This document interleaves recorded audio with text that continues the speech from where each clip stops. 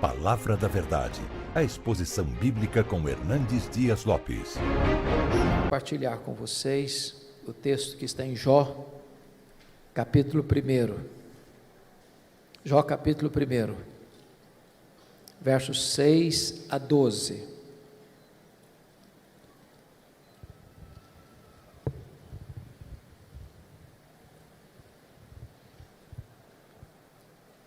Jó, capítulo 1, 6 a 12. Está escrito o seguinte: num dia em que os filhos de Deus vieram apresentar-se perante o Senhor, veio também Satanás entre eles. Então perguntou o Senhor a Satanás: de onde vens? Satanás respondeu ao Senhor e disse: de rodear a terra e passear por ela. Perguntou ainda o Senhor a Satanás: observaste o meu servo Jó? Porque ninguém há na terra semelhante a ele, homem íntegro e reto, temente a Deus e que se desvia do mal.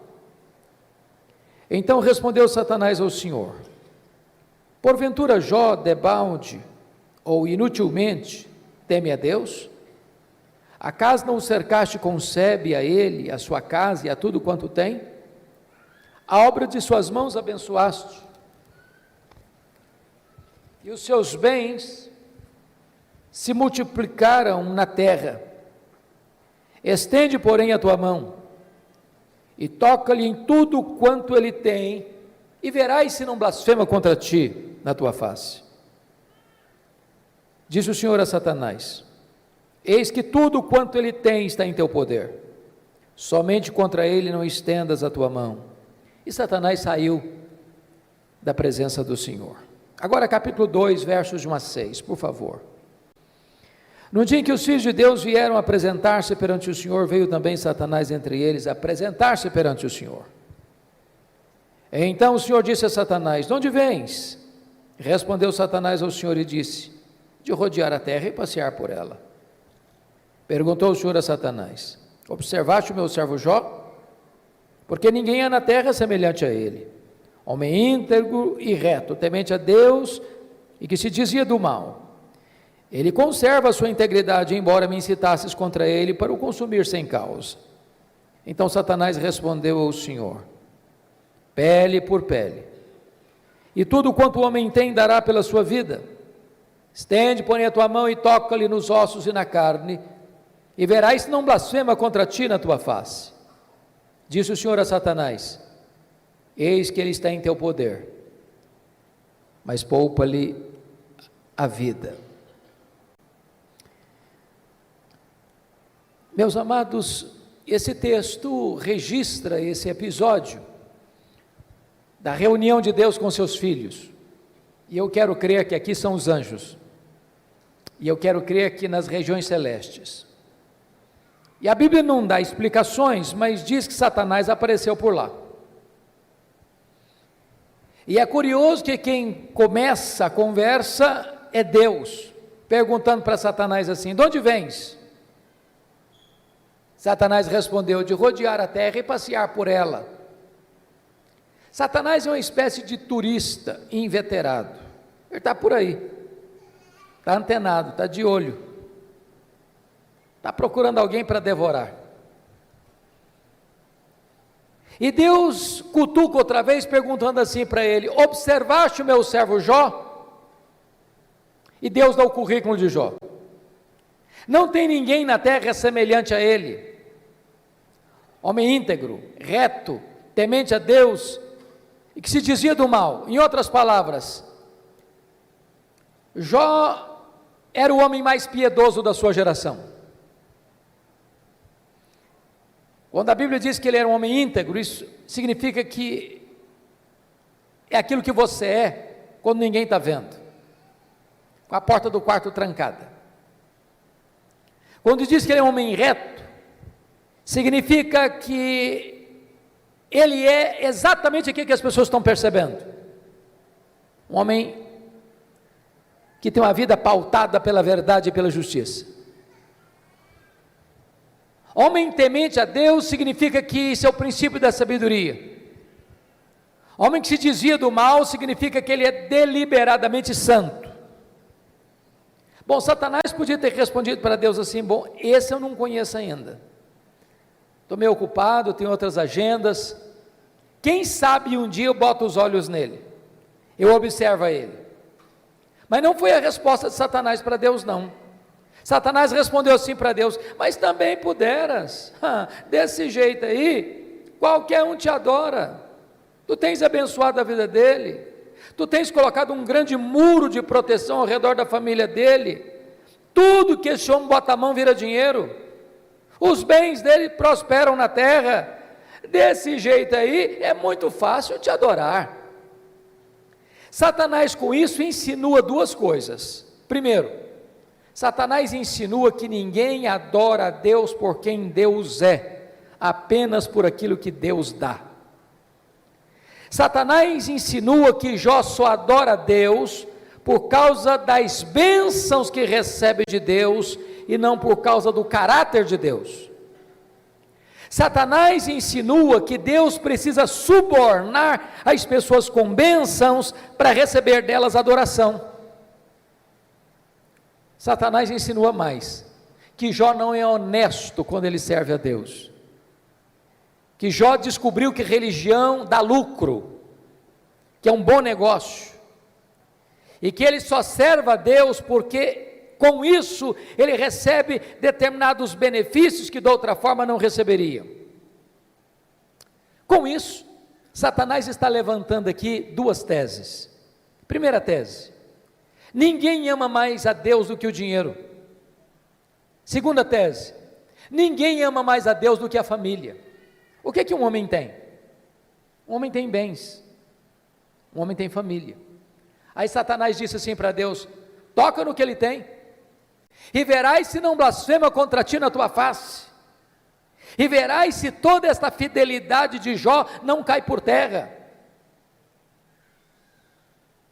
Então diz a Bíblia, que sem que Jó soubesse, Deus o constitui em seu advogado na terra, e coloca a sua própria reputação nas mãos de Jó, e diz assim para Satanás: pode tocar no que ele tem, só não pode tocar na sua vida. Em outras palavras, Satanás é um ser limitado e limitado por Deus.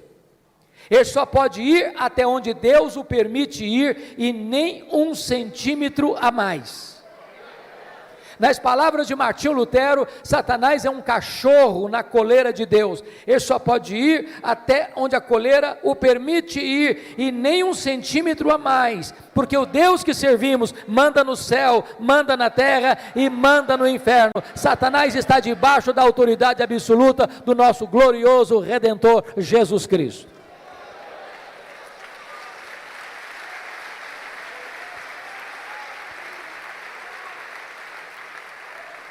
Com a permissão de Deus, Satanás, porém, sai dali para provocar um verdadeiro terremoto na vida de Jó.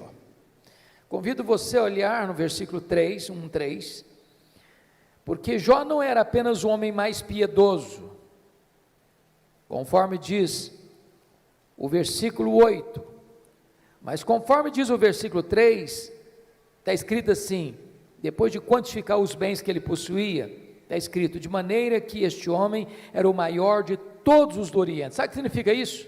Ele era o homem mais rico da sua geração. Cai um mito aqui: não é pecado ser rico. Você pode ser o homem mais rico e ao mesmo tempo o mais piedoso. O problema não é ser rico, o problema não é ter dinheiro, o problema é o dinheiro nos ter. O problema não é ter dinheiro no bolso, o problema é entronizar o dinheiro no coração. O problema não é o dinheiro, o problema é o amor do dinheiro. Mas não obstante Jó ser o homem mais rico da sua geração, veja você comigo, que nos versos 14, 15 e 16, Satanás vai usar os sabeus, Satanás vai usar os caldeus, Satanás vai usar o fogo, para destruir tudo que Jó tinha de uma maneira abrupta e rápida. O homem mais rico entra em colapso financeiro, o homem mais rico quebra, vai à bancarrota.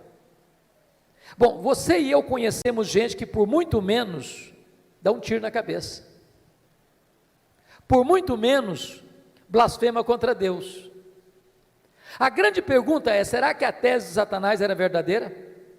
Será que Jó amava mesmo mais a riqueza e o dinheiro do que a Deus? Será que Jó blasfemaria mesmo contra Deus? Será que a tese de Satanás era verdadeira? A resposta, confira comigo, está no versículo 21. Ele diz o seguinte: nu saí do ventre de minha mãe, nu voltarei. Sabe o que ele está dizendo? Eu não trouxe nada para este mundo, não vou levar nada deste mundo, portanto o que eu granjeei entre o berço e a sepultura não é a razão da minha vida. Eu adoro a Deus não por aquilo que Deus dá, eu adoro a Deus por quem Deus é. Eu não adoro a Deus por causa das bênçãos de Deus, eu adoro a Deus por causa do caráter de Deus. E aqui Jó derrota a primeira tese de Satanás. Ele prova que ele ama mais a Deus do que o dinheiro. Mas tem uma segunda tese: ninguém ama mais a Deus do que a família. Se você ler capítulo 1, versículo 5, você vai notar que Jó era um pai exemplar. Mesmo sendo muito rico e tendo uma agenda tão congestionada, e mesmo tendo 10 filhos e todos eles adultos, e Jó costura a unidade dos filhos. E há uma coisa curiosíssima aqui, já que nós temos pais e filhos aqui, toda família que tem mais de um filho sabe disso. Os filhos não são naturalmente unidos. Quando você vê uma família unida, pode ter certeza, por trás tem um pai e tem uma mãe que trabalha para que os irmãos sejam amigos. Agora, quando tem dinheiro por trás, é mais complicado ainda. Sabe por quê? O dinheiro não tem liga, o dinheiro não tem amálgama, o dinheiro divide, o dinheiro separa. Porque Jó era um pai intercessor, porque Jó era um pai presente, porque Jó era um pai conselheiro, porque Jó era um pai que se preocupava com a salvação e a santificação dos seus filhos. Diz a Bíblia que os seus filhos eram amigos e unidos. Mas no mesmo dia que acontece o colapso financeiro de Jó, ele recebe a mais amarga notícia da vida. Os seus 10 filhos, num dia de festa, na casa de um deles, sofrem um acidente, e todos os 10 filhos de Jó morrem no mesmo acidente. Você já pensou o que é um pai levar para o cemitério todos os seus filhos num único dia? Como é que ele volta de lá? Como é que ele recomeça a vida? Como é que ele se levanta do luto? Como é que ele reconstrói seus sonhos? Será que Jó blasfemaria contra Deus? Será que a tese de Satanás era verdadeira? Será que ninguém de fato ama mais a Deus do que a família? Será que de fato Satanás tinha razão e Jó se voltaria contra Deus para blasfemar contra ele? A resposta está no capítulo 1, versículo 20, confira comigo aí. Diz o texto que logo que Jó recebe essa notícia, ele se levanta, rasga o seu manto, rapa a cabeça, lança-se em terra e disse: o Senhor Deus deu, o Senhor Deus tomou, bendito seja o nome do Senhor. Ele prova que ama mais a Deus do que a família. Ele prova que ele serve a Deus não por aquilo que Deus dá, mas por quem Deus é. Ele derrota a segunda tese de Satanás. Ele prova que ele ama mais a Deus do que a sua própria família. Mas agora vem o capítulo 2. E novamente Deus está lá com seus filhos, e Satanás aparece por lá. E é curioso que é Deus quem começa de novo perguntando do mesmo jeito: de onde vens? Satanás respondeu assim: de rodear a terra e passear por ela. Sabe o que significa isso? Satanás está dizendo o seguinte: estou fazendo o que eu sempre fiz, não mudei minha agenda, estou por aí, estou de olho, estou antenado, estou procurando uma brecha, estou procurando alguém para devorar. E Deus pergunta de novo: observaste o meu servo Jó? e dá o currículo de Jó sem alterar uma vírgula. Não tem ninguém na terra semelhante a ele, homem íntegro, reto, temente a Deus, que se dizia do mal. E Deus diz: me incitasses contra ele para o destruir sem causa, mas ele permanece íntegro. Sabe o que Deus está dizendo para Satanás? Satanás, suas teses são mentirosas, suas teses são falsas. Você diz que ninguém ama mais a Deus do que o dinheiro e do que a família, pois Jó provou que me ama mais do que ao dinheiro, provou que me ama mais do que a família. Jó derrotou as suas teses, Satanás. Então Satanás levanta uma terceira tese: pele por pele, e tudo que o homem tem dará pela sua vida. Toca-lhe nos ossos, toca-lhe na carne, e verás se não blasfema contra ti na tua face. A terceira tese de Satanás é essa: ninguém ama mais a Deus do que a si mesmo.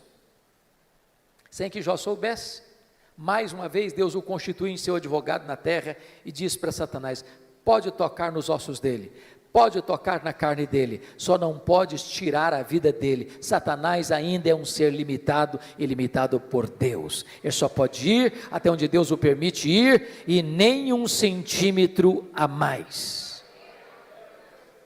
Satanás sai dali, diz a Bíblia, e coloca uma doença maligna em Jó, do alto da cabeça à planta dos pés.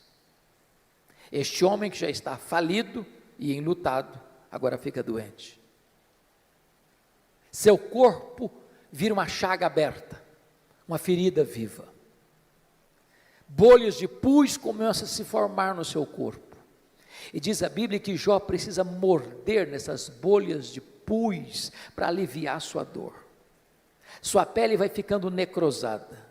Ele não consegue comer, ele não consegue dormir, ele não consegue ter alívio. Esse homem vai ficando magro, magérrimo, macérrimo, de couro furado pelas costelas em ponta. O seu corpo cheira mal, as pessoas passam, as pessoas praguejam, as pessoas cospem, as pessoas cortam volta dele, até os mais próximos, até os familiares vão desistindo dele, vão abandonando a ele, e ele fica rendido na sua desdita. Precisa pegar um caco, talvez de telha, para raspar a sua pele necrosada. Esse homem não tem mais o que sofrer.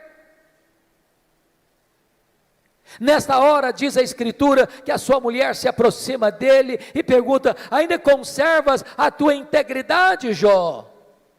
Amaldiçoa a Deus e morre, acaba com isso, tenha pelo menos coragem e dignidade de tirar a sua vida.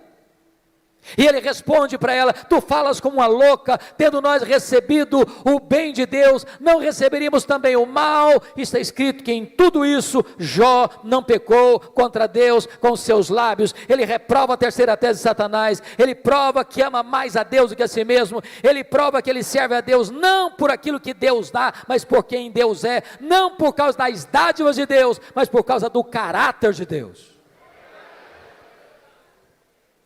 Mas aí confira comigo, capítulo 2, versículo 11, meus amigos, Elifaz, Bildade e Zofar combinaram ir condoer-se de Jó e consolá-lo.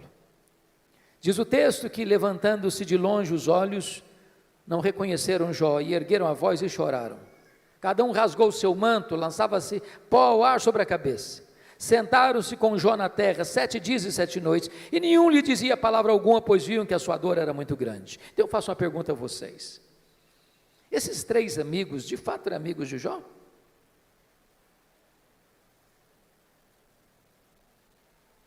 E a resposta óbvia é: claro que eram amigos. Eu faço uma pergunta a você: alguma vez você já recebeu alguma visita assim? Quando você estava passando um momento difícil, pessoa que vem de longe, 7 dias, sentado com você no chão, sem abrir a boca, chorando ao ver o seu sofrimento? Você já fez a alguém alguma visita dessa natureza? Mas qual era o problema desses homens então? O problema desses amigos de Jó é que num dado momento eles deram uma de teólogos. Eles começaram a cogitar, desenvolveram uma lógica cartesiana de causa e efeito, e eles pensaram assim: para Jó estar sofrendo, ele deve ter feito alguma coisa errada, mas para Jó estar sofrendo muito, ele deve ter feito muita coisa errada. Mas eles não só pensaram, eles falaram. Mas eles não só falaram, falaram para Jó. E assacaram contra Jó os mais pesados libelos acusatórios, chamaram Jó de louco, chamaram Jó de adúltero, chamaram Jó de ladrão, falaram para Jó que ele roubou os órfãos e as viúvas, por isso que ficou rico, falaram para Jó que por ser ele um homem louco, Deus havia matado os seus filhos, e eles foram massacrando Jó, eles foram cravando Jó com as suas setas venenosas, e eles foram colocando Jó debaixo de um rolo compressor, e eles massacraram este homem de Deus. Sabe o que Jó fez? O que você e eu faríamos? Jó começa a perguntar para Deus: por que, meu Deus? Por que eu estou sofrendo? Por que a minha dor não cessa? Por que eu não morri no ventre da minha mãe? Por que eu não morri ao nascer? Por que os seios da minha mãe não estavam murchos de leite para eu morrer de fome? Por que o Senhor não me mata de uma vez? Jó levantou aos céus 16 vezes esta mesma pergunta: por quê, por quê, por quê, por quê, por quê? Jó levantou aos céus 34 queixas contra Deus. Sabe qual foi a resposta de Deus para ele? O total silêncio. Nenhuma resposta, nenhuma explicação, nenhuma luz no fim do túnel. Eu posso garantir para vocês hoje aqui, o silêncio de Deus grita mais alto nos ouvidos da nossa alma que o ruído mais barulhento das circunstâncias mais adversas. Pior do que sofrer é sofrer sem explicação. Se vocês estão notando comigo, Jó está sendo golpeado nas 5 áreas mais importantes da vida de uma pessoa. Primeiro, a vida financeira. Segundo, sua saúde. Terceiro, seu casamento. Quarto, seus filhos. Quinto, suas amizades. Todas essas áreas vitais estão sendo dinamitadas, destruídas, minadas na vida desse homem. Esse homem está no fundo de um poço. Ele não tem mais nada para perder. Ele está completamente rendido à sua desdita, ao fracasso, à derrota. Esse homem não tem nada mais em quem segurar, a quem buscar. Ele está no fundo de um poço. Mas quando você está no fundo de um poço, só tem uma direção para olhar: é para cima, é para o alto, é para Deus. Esse homem perdeu os seus bens, esse homem perdeu a sua saúde, esse homem perdeu o apoio da sua mulher, esse homem enterrou os seus filhos, esse homem perdeu o apoio de seus amigos, esse homem olha para todo lado e tudo é ruína na vida dele, mas esse homem não perdeu uma coisa: esse homem não perdeu a sua confiança em Deus. E quando ele está no fundo do poço, ele arranca de dentro da alma um brado de esperança, ao dizer: mais uma coisa eu sei, é que o meu Redentor vive, e por fim, eu vestir esse meu corpo de pele, eu verei o meu Redentor. Pode vir momentos difíceis, pode vir momentos de perda, pode vir momentos de luto, pode vir momentos de angústia e dor na sua vida, mas Deus jamais deixará você desamparado. Ele sustenta você, Ele segura você, Ele ampara você, Ele levanta você. É curioso, irmãos, que quando Jó arranca do peito esse brado de esperança, Deus rompe o silêncio e começa a falar com ele. Mas curiosamente, Deus, ao conversar com Jó, Deus não respondeu nenhuma das 16 perguntas de Jó. Deus não respondeu nenhuma das 34 queixas de Jó. Ao contrário, Deus fez 70 perguntas para Jó. 70. Todas perguntas retóricas, que não dava para responder. Deus como que abriu as janelas dos céus, despejando em catadupas torrentes da sua glória, do seu conhecimento sobre Jó. da sua majestade, do seu poder, e Deus começa a perguntar para Jó assim: ô Jó, onde tu estavas quando eu lancei, ou quando eu lançava os fundamentos da terra? Ô Jó, onde você estava quando eu espalhava as estrelas no firmamento? Ô Jó, onde você estava quando eu cercava as águas do mar, para que elas não invadissem a terra? Ô Jó, me explica como é que eu formo a geada. E Deus foi mostrando para Jó o seu poder, a sua grandeza, a sua majestade, a sua glória, a sua magnificência. E quando Jó é esmagado por esta gloriosa revelação de Deus, ele para ter a mais importante experiência da sua vida. E eu gostaria de contar para você como é que ele teve essa experiência. Então vá comigo agora, por favor, para o capítulo 42 de Jó, porque aí algumas revelações que mostram a experiência desse homem com Deus, que pode ser nesta noite a sua experiência com Deus. Primeira coisa que Jó reconheceu, quando Deus se revelou a ele, está aí no versículo de número 2, então respondeu Jó ao Senhor: bem sei que tudo podes. Ele reconheceu a onipotência de Deus. Preste bem atenção nisso. Você e eu temos fraquezas indisfarçáveis. Como o bispo Júlio disse agora há pouco, a gente tem que ler. Crente precisa ler. Quem cessa de aprender, cessa de ensinar. Eu gosto muito de ler, sempre gostei. Passo nas livrarias praticamente toda semana. E você sabe que no Brasil e no mundo, os livros que mais vendem são os livros de autoajuda.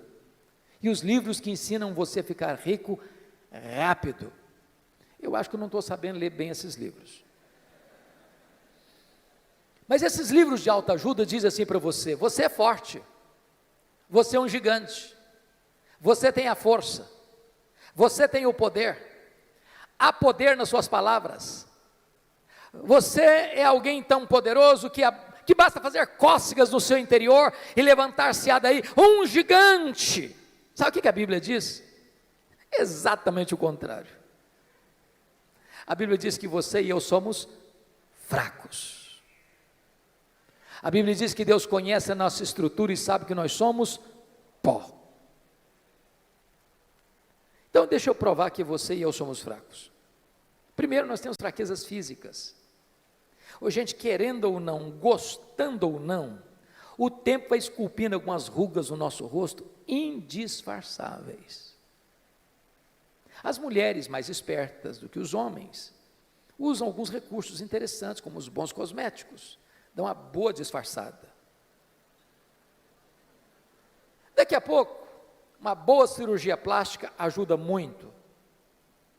Mas chega um momento que ainda que Pitangui ressuscitasse dentre os mortos, não teria jeito mais. As pernas ficam bambas, os braços descaídos, os joelhos trôpegos, os olhos embaçados. E diz os entendidos que cada fio de cabelo branco que brota na nossa cabeça é a morte chamando-nos para um duelo. Eu acho até um exército acampado ao meu redor.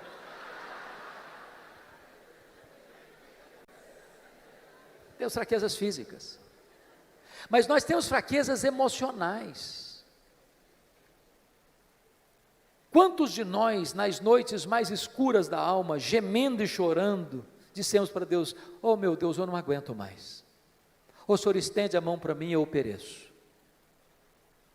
Temos fraquezas emocionais, mas nós temos fraquezas morais. Quantos de nós, com lágrimas nos olhos, já não prometemos para Deus: Deus, eu não quero mais cometer esse pecado, eu não quero mais cair neste mesmo pecado. Daqui a pouco, você se flagra cometendo o mesmo pecado. Não é porque faltou para você honestidade e sinceridade, não, faltou para você poder. Somos fracos. Mas nós temos fraquezas espirituais. Nós somos um ser contraditório, ambíguo, paradoxal. Paulo diz que o bem que eu quero fazer, esse eu não faço, o mal que eu não quero, esse eu pratico.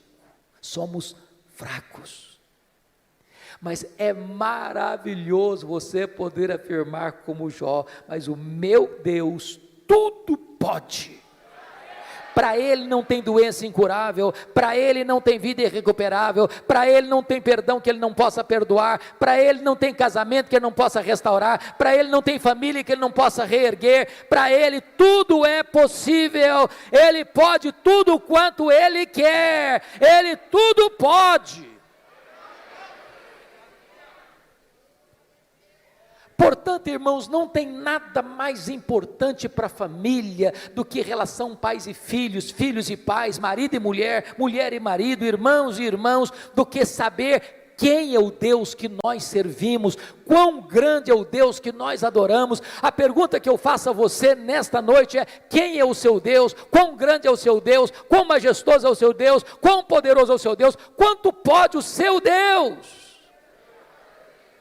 A.W. Tozer, que foi um dos mais importantes escritores do século XX, diz que o maior problema da igreja contemporânea, ele estava falando da igreja lá do século passado, mas é o problema nosso ainda hoje. Ele disse que o maior problema nosso é que nós passamos a maior parte do tempo medindo, tomando o nosso próprio pulso e olhando para o nosso próprio umbigo.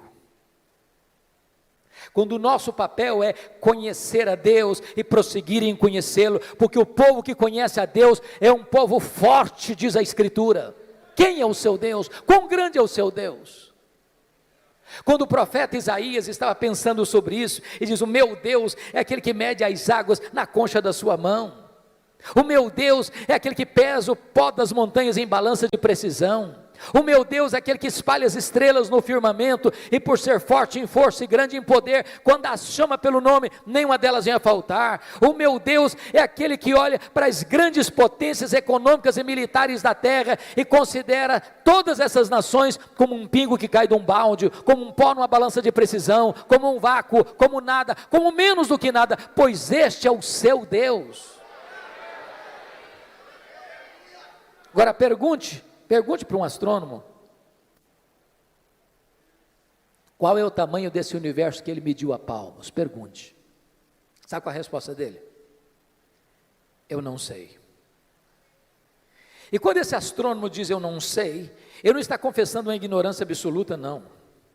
É porque nenhum homem, por mais robusto que seja o seu conhecimento, por mais peregrina que seja a sua capacidade mental, é capaz de afirmar com precisão qual é o tamanho do universo. Isso é uma matéria em estudo ainda. O que eles já sabem é que o nosso universo tem mais de 93 bilhões de anos-luz de diâmetro. E o que significa isso? Significa que se você voar à velocidade da luz, 300 mil quilômetros por segundo, nessa velocidade, você demoraria mais de 93 bilhões de anos para ir de uma extremidade à outra do universo. Pois o seu Deus é maior do que isso. Ele criou tudo isso. Não tem um centímetro desse universo onde eu não posso dizer: isso aqui é meu, eu criei isso aqui, sou dono disso aqui. Este é o seu Deus.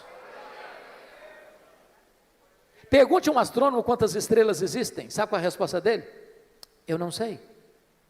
O que eles já sabem e afirmam é que há mais estrelas no firmamento do que todos os grãos de areia de todas as praias e desertos do nosso planeta. Vá um dia à praia, encha a concha da sua mão de areia, leve para casa, bote numa tábua de vidro e tenha paciência de contar quantos grãos de areia você consegue botar na concha da sua mão. Pois há mais estrelas do que todos os grãos de areia de todas as praias e desertos do nosso planeta. Mas o seu Deus não apenas criou todas elas, o seu Deus batizou cada uma delas pelo nome. E por ser forte em força e grande em poder, quando as chama pelo nome, nenhuma delas vem a faltar. Este é o seu Deus, Ele tudo pode. A ciência hoje não está pasma mais com o macro-universo, ela está pasma, boquiaberta, com o micro-universo hoje. Você pega uma folha, por mais tenra que ela seja, ela é tão complexa como a cidade de São Paulo. Você pega uma gema de ovo, ela é mais complexa do que qualquer coisa que o homem já inventou. Dr. John Wilson, catedrático de Harvard, uma das maiores autoridades de oftalmologia no mundo, diz que você e eu temos em torno de 2 milhões de fios duplos encapados em cada um dos nossos olhos, e se não for assim, haveria um curto-circuito e nós ficaríamos cegos. Dr. Marshall Nirenberg, prêmio Nobel de Biologia, fez uma das mais importantes descobertas no século passado. Ele descobriu que você e eu somos um ser programado geneticamente, computadorizadamente programados. Ele descobriu que você e eu temos em torno de 60 trilhões de células vivas no nosso corpo.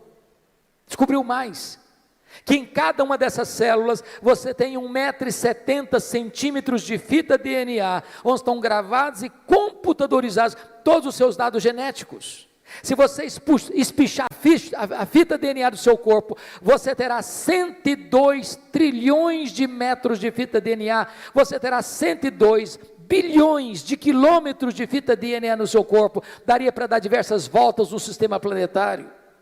Dr. Loy vai dizer mais tarde, códigos de vida não se originam espontaneamente, códigos de vida não se originam de uma explosão cósmica, códigos de vida não se originam de uma evolução de milhões e milhões de anos, códigos de vida foram plantados em você, pelo Deus Todo-Poderoso, Criador dos céus e da terra, e este Deus é o seu Pai, é o seu Deus, Ele tudo pode.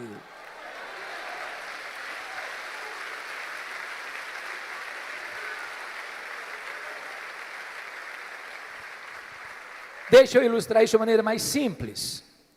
Um pai caminhava com seu filho de 4 anos pela rua. Eu acho que todos vocês concordam comigo que toda criança parece que fez um curso de pós-doutorado em perguntas difíceis. Não conheço ninguém que faça perguntas mais difíceis do que as crianças.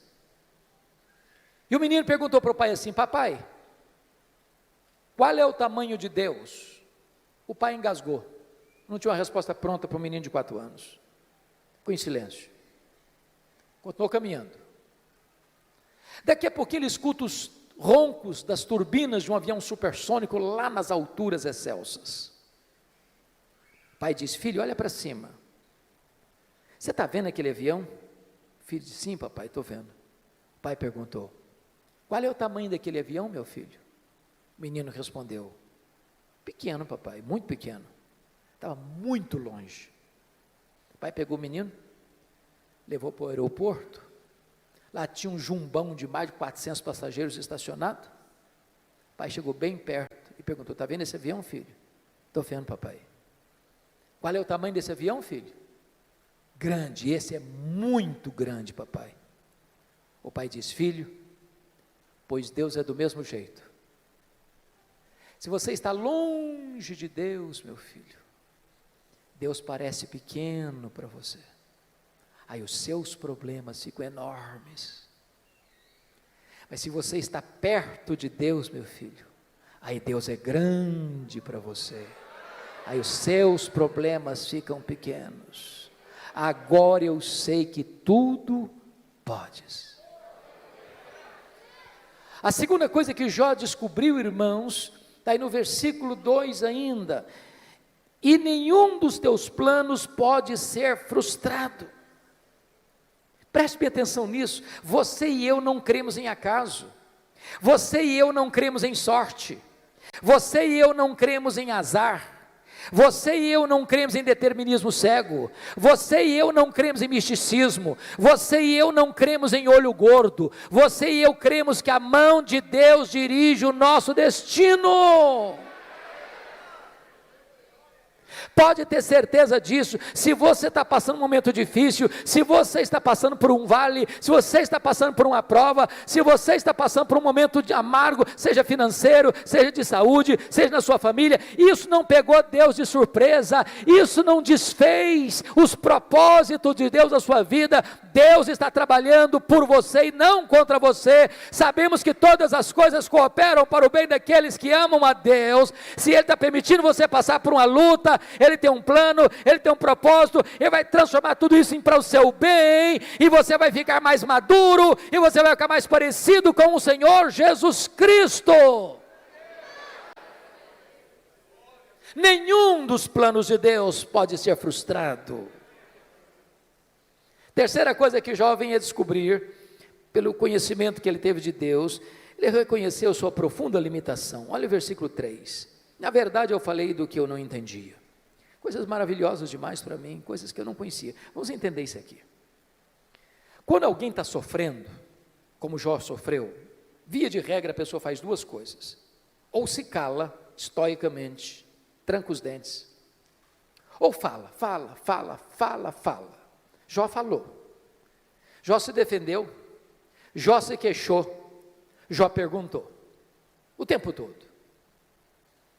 Quando você está sofrendo, você acaba falando muita coisa que você não está entendendo.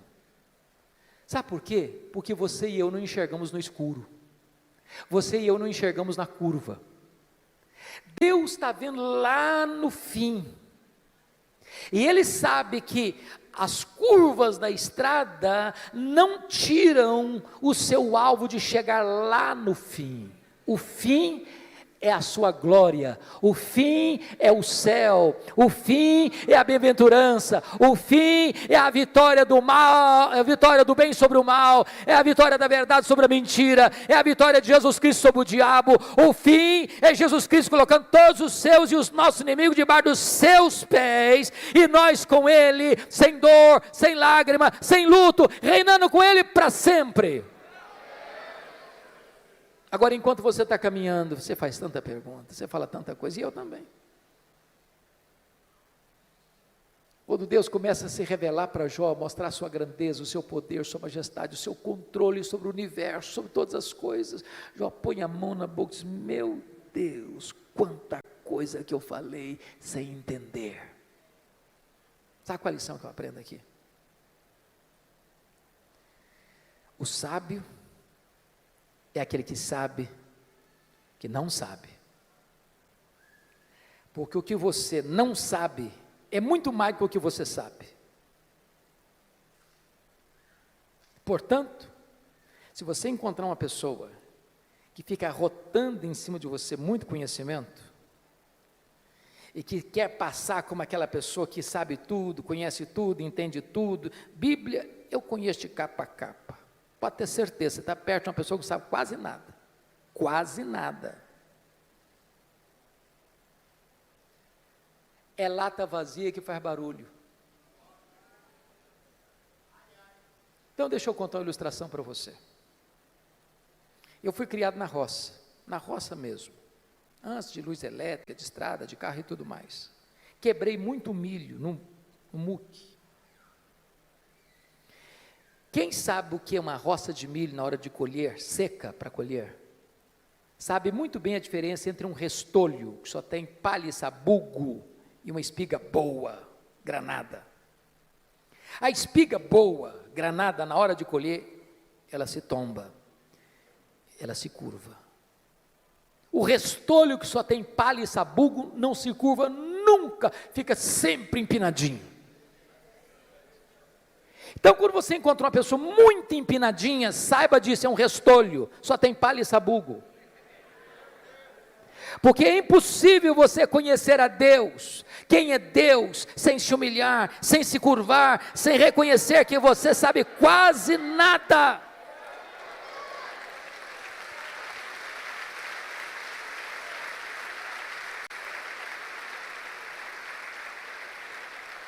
Quarta coisa que Jó descobriu que mudou a vida dele, ele reconheceu o seu limitado conhecimento de Deus. Olha o versículo 5 comigo. Eu te conheci só de ouvir, mas agora os meus olhos te veem. Irmãos, eu entro em crise com esse versículo. Sabe por que eu entro em crise com esse versículo? Lá no capítulo 1, versículo 8, Deus disse sobre esse homem aí: não tem ninguém na terra semelhante a ele, homem íntegro, reto, temente a Deus, se desvia do mal. Isso não é rasgação de seda de amigo, não. Quem está dizendo isso é Deus. Deus não tem uma opinião a seu respeito, Deus tem um diagnóstico. Agora, como é que esse homem, que Deus chama do homem mais piedoso da sua geração, pode fazer uma declaração dessa? Oh Deus, eu te conheci só de ouvir, agora os meus olhos te veem. Não parece contraditório? Mas para entender isso, eu vou fazer uma pergunta para você. Você conhece a Deus? Conhece mesmo? quanto você conhece, quanto? Eu explico. Havia um homem que nunca tinha visto o mar. Brincando, eu acho que ele era mineiro. Um dia ele faz uma viagem para o litoral e vê o mar. E ele fica encantado. Ele diz: agora eu conheço o mar. Aproxima-se dele um marujo, com a pele tostada de sol e sal, por viver nas procelas do mar, e diz: eu também conheço o mar. Qual a diferença entre eles? Você conhece a Deus? Quanto você conhece a Deus? João 17,3 diz que a vida eterna é esta: conhecer a Deus e a Jesus Cristo, a quem enviaste. Sabe de uma coisa? Que a própria essência da vida eterna é conhecer a Deus. Sabe o que você vai estar fazendo no céu depois que você tiver 1000 anos lá na glória? Você vai estar conhecendo a Deus. Sabe o que você vai estar fazendo no céu depois que você tiver 1 bilhão de anos lá na glória? Você vai estar conhecendo a Deus. Sabe o que você vai estar fazendo no céu depois que você tiver 1 trilhão de anos lá na glória? Você vai estar conhecendo a Deus. Jamais haverá um tempo na eternidade onde você possa dizer: conheço tudo de Deus, não tem mais nada para conhecer, agora eu vou botar a vida no piloto automático. Deus é inesgotável em seu ser. O céu vai ser dinâmico. A Bispo Júlia, há poucos dias eu tomei um susto. Uma menina adolescente da igreja chegou para mim e disse assim: pastor. Falei: pois não, filha. Ela disse assim: eu não quero ir para o céu não. Eu tomei um susto. Disse: como? Eu não quero ir para o céu não. Falei: mas você está maluca? O que aconteceu? Não, não quero ir não. Falei: então me explica esse negócio. Ah, pastor, a ideia de céu que eu tenho, sabe o que é? Que eu vou estar numa nuvem branca, com a harpa na mão, tocando, cantando, tocando. Ah, eu não aguento essa vida inteira não. Eu quero coisa nova para a minha vida. Tem gente que acha que o céu vai ser chato. Se você não gosta de trabalhar, você está encrencado. Sabe por quê? Que a Bíblia diz que lá no céu nós vamos trabalhar. Seus servos o servirão. Agora pense comigo que nesse corpo frágil, que fica cansado, que fica doente, que fica velho, que fica caquético, nós conseguimos fazer coisas tão fantásticas, e diz Einstein que nós não usamos nem 10% do nosso potencial. Você já imaginou que nós não vamos poder fazer com um corpo 100% turbinado pela glória de Deus? Diz a Bíblia que você e eu vamos ter um corpo semelhante ao corpo da glória do Senhor Jesus Cristo. Jesus entrava na casa fechada sem precisar abrir a porta. Jesus saía de Jerusalém, aparecia lá na Galileia sem precisar percorrer o trecho. Jesus subiu o assunto aos céus fisicamente. E eu pergunto para você: qual a distância da terra ao céu? Com que velocidade Jesus foi para o céu? Porque se ele foi para o céu na velocidade da luz, 300 mil quilômetros por segundo, depois de 2000 anos, ele está logo ali na esquina ainda. O que significa isso? A Bíblia diz que nós vamos ser como os anjos, não que nós não vamos ter um corpo, mas significa que nós vamos viver numa nova dimensão. Eu pergunto a você: com que velocidade um anjo vem do céu à terra? Jesus Cristo disse para Pedro lá no Getsêmani: guarda essa espada, porque se eu precisasse de ajuda, eu rogaria ao Pai, Ele me mandaria mais de 12 legiões de anjos, mais de 72 mil anjos. Com que velocidade eles viriam? Os anjos não estão mais, não precisam e não estão presos às mesmas leis que nos governam aqui, pois o nosso corpo de glória vai ser assim. Nós vamos estar lá, nós viremos cá, nós subiremos, nós desceremos com a mesma velocidade, porque nós habitaremos novos céus e nova terra, e nós vamos conhecer a Deus, e nós vamos glorificar a Deus, e nós vamos trabalhar para Deus, e nós vamos amar a Deus, e nós vamos fruir a presença de Deus. Agora eu entendo Jó. Agora eu entendo Jó, ele está só arranhando a superfície, e você e eu também, tem muito mais, tem infinitamente mais. Então continua a ordem do profeta: conheçamos e prossigamos em conhecer ao Senhor. A última coisa que mudou a vida de Jó, confira comigo, está no versículo 6. Por isso eu me abomino e me arrependo no pó e na cinza. Ponto. ponto, ponto, ponto, ponto. Não entendi nada de novo. Muito difícil.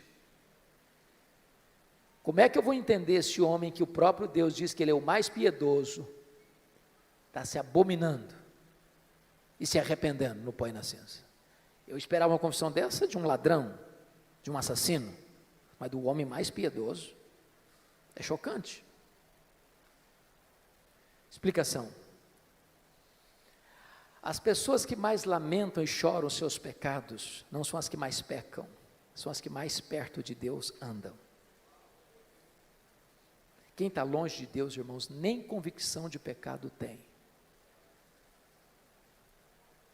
Quanto mais você conhece a Deus, quanto mais você anda com Deus, quanto mais intimidade você tem com Deus, mais você vê a enormidade do seu pecado e mais você lamenta pelo seu pecado. Pois bem, veja comigo, por favor, agora o versículo 10. Ele é a chave hermenêutica deste livro. Mudou o Senhor a sorte de Jó, quando ele chorava pelos seus amigos, e o Senhor deu-lhe o dobro de tudo quanto antes possuía. Você já fez uma pergunta, por que Deus mudou a sorte de Jó, enquanto este ou quando este orava pelos seus amigos? Você já fez essa pergunta? Por quê? Então deixa eu fazer uma pergunta para provocar. O que você sente quando alguém fala mal de você? Você fica feliz? Você celebra isso? Você chega na igreja e diz, bispo, juro, eu estou tão feliz hoje. O que foi, filho? Estão falando mal de mim, o senhor sabe que isso é uma delícia, eu estou tão feliz com isso. É assim que você reage? O que vocês acham que Jó sentiu, quando os seus amigos disseram assim para ele, você é um ladrão, você é um adúltero, você é louco, você ficou rico porque você roubou os órfãos e as viúvas? O que vocês acham que Jó sentiu? Ficou feliz da vida? O que Jó fez? Jó se queixou, se defendeu, e quem se defende, sabe o que tem no coração às vezes? Mágoas, dores, ressentimentos. Sabe o que Deus está falando para esse homem? Meu filho, saia dessa arena da autodefesa, meu filho. Entre, meu filho, na brecha da intercessão. Enquanto você ficar se defendendo, Jó, vai ter mágoa no seu coração, mas quando você começar a orar por esses homens que acusaram você, você vai ficar curado, você vai ficar liberto, você vai ser restaurado. Sabe o que aconteceu? As 5 áreas que Satanás tentou destruir na vida de Jó, Deus restaurou todas elas. Bendito seja Deus. Primeira área que Deus restaurou, confira comigo lá no versículo 16, Deus restaura a saúde de Jó. Depois disso viveu Jó 140 anos, viu seus filhos, e aos filhos de seus filhos até a 4ª geração. Eu acho que não ficou nem cicatriz, nem sequela. Completamente curado. Deus está aqui hoje, irmãos. Ele é o Jeová Rafá. Ele pode curar a sua enfermidade. Ele é Deus. Segunda área que Deus restaurou, versículo 12, área financeira. Se você comparar 1:3 com 42:12, você vai notar que Deus deu tudo em dobro. Eu quero dizer para você que Deus está aqui hoje e Ele é o Deus da restituição. Ele pode restaurar a sua vida financeira, Ele pode levar você mais além na sua vida financeira. Ele é o Deus da restituição.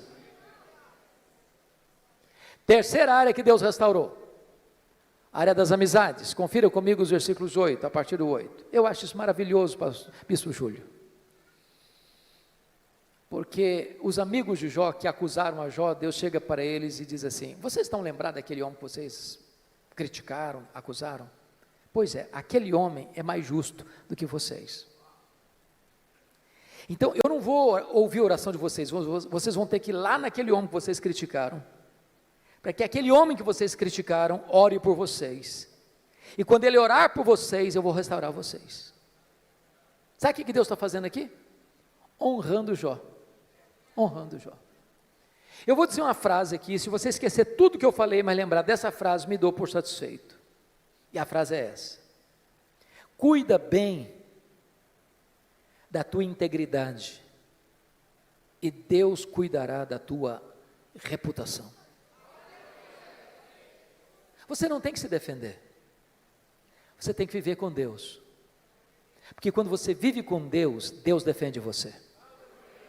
Quando você vive com Deus, aqueles que criticaram você vão ter que voltar a você e mudar de opinião a seu respeito. Deus restaurou Jó e Deus restaurou os amigos de Jó. Quarta área que Deus restaurou, o casamento. Porque a Bíblia não diz que casou com outra? Eu quero crer que restaurou o casamento com a mesma mulher.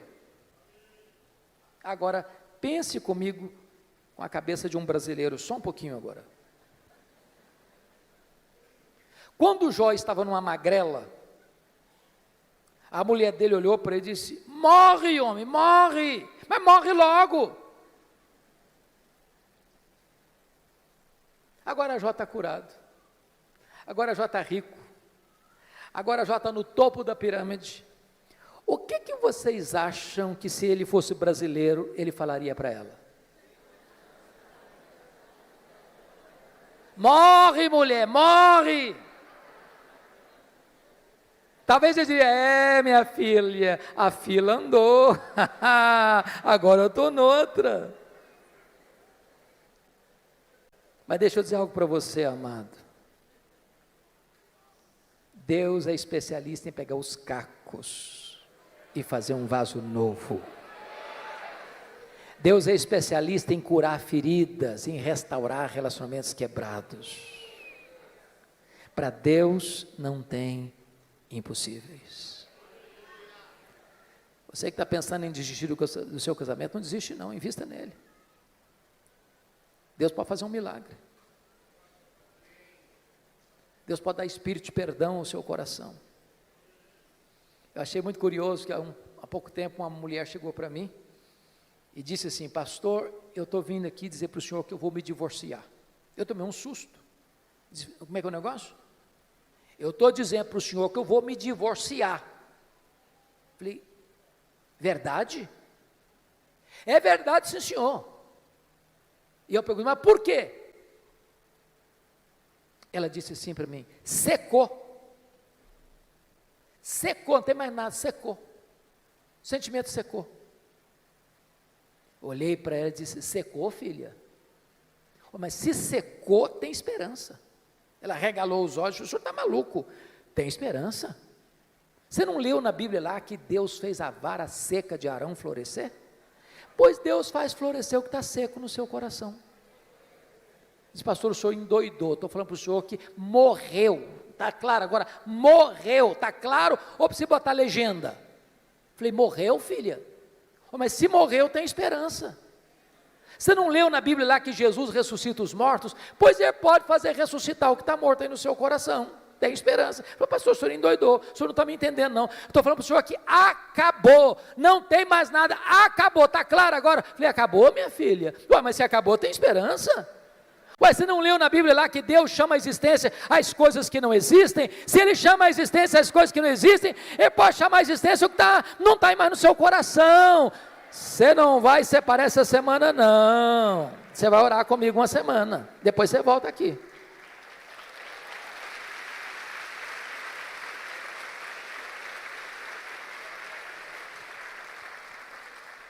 Depois de uma semana ela voltou e disse: pastor, acabou. Falei: acabou o quê, filha? A vontade de divorciar. Estou animada, Deus está curando a minha alma e curando meu casamento. Com Deus não há impossíveis. Louvado seja o Senhor. A quinta e última área que Deus restaurou foram os filhos. Você nota comigo no capítulo 1, versículo de número 16, versículo 13, também teve outros 7 filhos e 3 filhas, e Deus restaura. Mas você pode fazer uma pergunta curiosíssima. Pastor, eu não estou entendendo. Se Deus devolveu tudo em dobro, e Jó antes tinha 10 filhos, quantos ele deveria ter agora? 20. Então não foi tudo em dobro.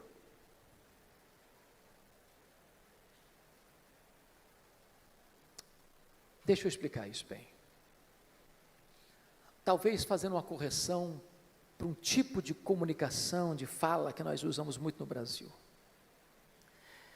Quando morre alguém na sua casa, na sua família, família de Deus, preste atenção nisso. Quando morre um filho, você não perdeu um filho. Como aquele pai que voltou do cemitério, depois de enterrar o seu filho, e um amigo vai dar um abraço nele e disse: meus sentimentos, eu soube que o senhor perdeu o seu filho. O pai disse: não, senhor, eu não perdi meu filho. Você perde alguém quando você não sabe onde ele está, com quem ele está. Eu sei onde está meu filho, eu sei com quem está meu filho está no céu, meu filho está com Jesus, eu não perdi o meu filho. Jó agora tem 10 filhos no céu, Jó agora tem 10 filhos na terra. Deus restaurou e restaurou completamente. Sabe o que Satanás queria com Jó? Colocá-lo longe de Deus. Sabe o que Satanás conseguiu? Colocar Jó mais perto de Deus. Sabem por quê? Porque os planos de Deus não podem ser frustrados.